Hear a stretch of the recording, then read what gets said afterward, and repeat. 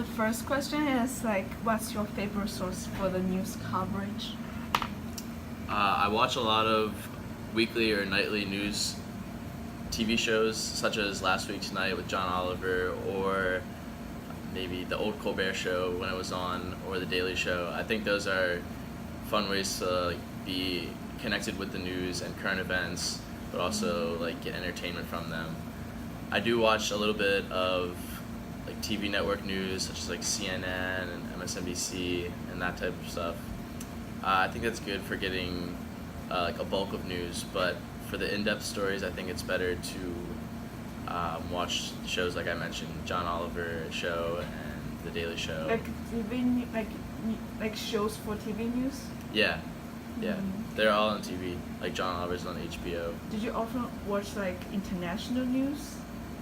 I do sometimes, when not specifically international news, but when international news comes up on these different shows, because they don't just cover domestic One time, news. For one source, right?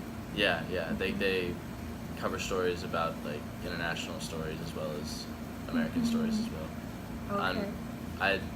I don't want to put too much emphasis on social media, but I do think it is inevitably a source of media for a lot of people, and including me. I know very well that it's not the most accurate or the most reliable, but it is hard to not mention that when it comes to having that as a main news source.